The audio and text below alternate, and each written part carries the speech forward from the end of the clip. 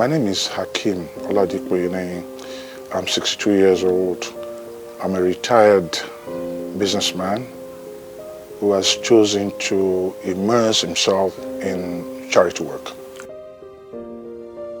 It is called Adama Amuniade Foundation, a foundation named after my late parents. My father's name was Adama and my mother's name was Muniade. So I decided to immortalize their names by forming a foundation. And the foundation is specifically set up to look after widows and the elderly, women in Ondo Town.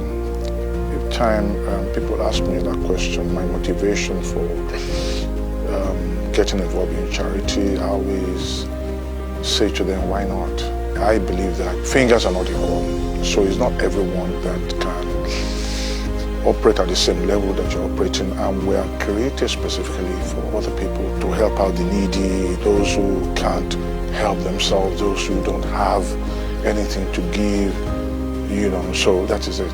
My background was a humble one. I grew up on the island in a one-bedroom, face me, I face you house. My parents and 4 children, so 6 of us lived in that room, and I know how my parents sometimes struggle to be able to meet their needs. So it's something that one has been used to right from the time one was a kid, and then growing up now and being blessed, you feel that you need to, at least help people who might be in the situation that you were in when you were growing up. I was born and brought up in Lagos, but I come from Ondo Town, and I believe that charity should begin from home. I travel to Ondo often, and I know the challenges being faced by people, particularly women, who have had to bring up children single-handedly, and then widows in particular who have lost their husbands and there's no help coming from anywhere for them. So I felt that I needed to start from my town before moving to other towns if I get support. One of the things that motivates one is when you have achieved, you see that sense of achievement, when you see someone who came to the hospital very sick, wretched, and then after about 2-3 weeks is now looking so well, or someone who has sight problems, who could not see, who has been aided by a child or a help for the past 5 years and could not see anything, and then you intervened and the person is now able to see. Ojú gangan ló gbé mi ní ìyàwó ọdún kẹjọ ni, ìgbọ́dọ̀ parọ́ ọdún kẹjọ ni tí mo ti rí iná mọ́. Mo sì dọ̀dọ̀ ìlérí Olúwa, mo sì bá mi ṣe àṣeyọrí rẹ̀, mo sì rí iná. Mo bókùnkùn lọ, mo bá yọ̀bọ̀ wálé. It wasn't that more difficult to start on that journey, because we already had something informally called Jejenwa Empowerment Foundation, where we'll empower widows and elderly on a small scale with what they now call trader money. So we now decided that we must have our own site. So when we were about to start, we had to look for a good location, central, that is accessible to all. Ìlérí Olúwa House of Hope is an establishment that came as at the time that the community needed someone to come to the aid of the needy, the widows, the orphans, the less privileged, and the downtrodden. They are all around us. In fact, the church has been struggling, battling, assisting this set of people, but there is little at which we can do as a church. But suddenly, as we were hoping and trusting God for help, for all these people that I mentioned earlier, Ìlérí Olúwa surfaced. I never ever envisaged that it was going to come out as good as this, because we had no experience about primary health care and all these things. So we decided to go the route of providing medical insurance for the widows so that they could go to hospitals of their choice, only to find out that they can only visit for a maximum of 4 times in a year and all that. So I decided that we could do it by ourselves. So we had to do the registration with the Federal Ministry of Health.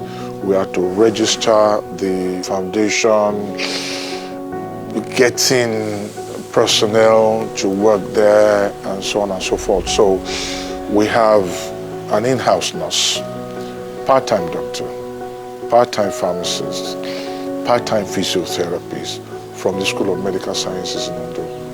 We actually offer what we call primary healthcare services, also known as essential services, whereby we attend to women with hypertension, with those with diabetes and common ailments like malaria, upper respiratory tract infection, and what have you.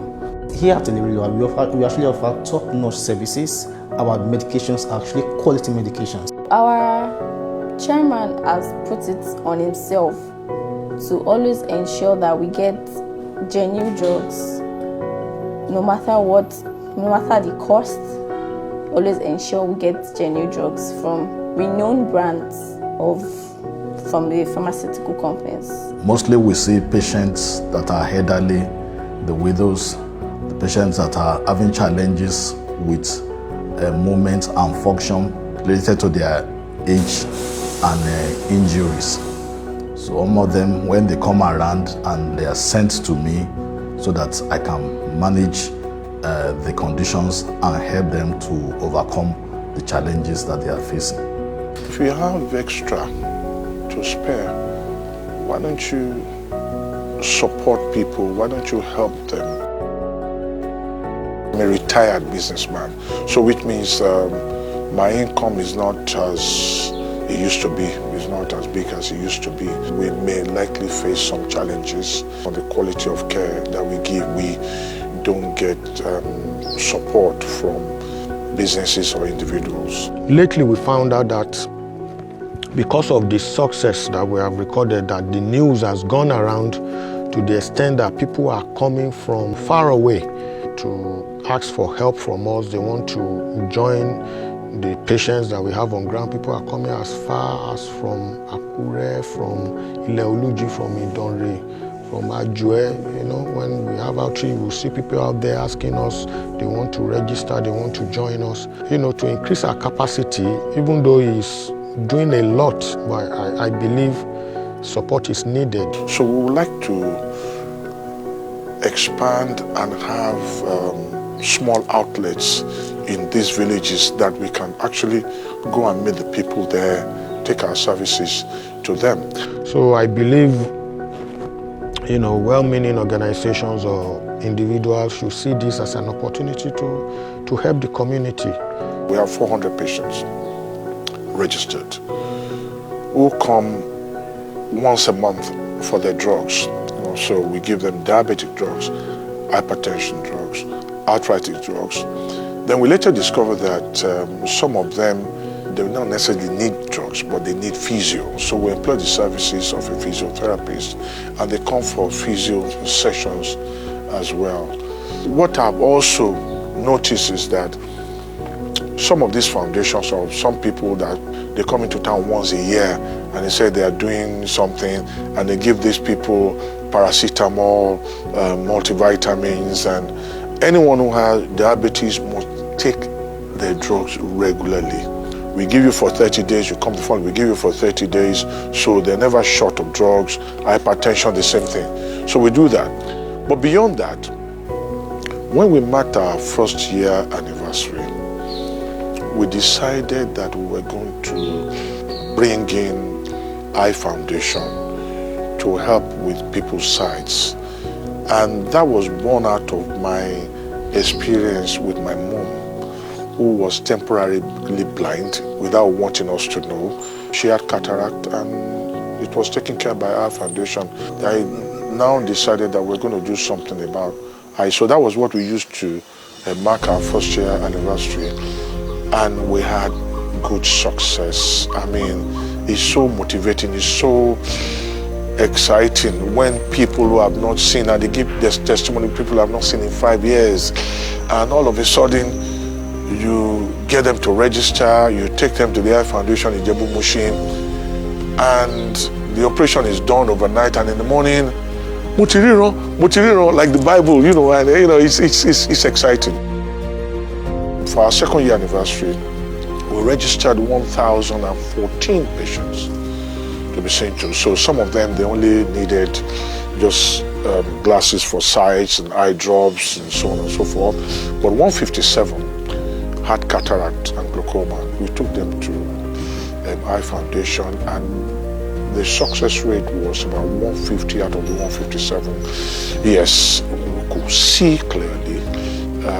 The remaining 7, I think they had glaucoma, and they were given eye drops just to maintain, to bring down the pressure of their eyes. I don't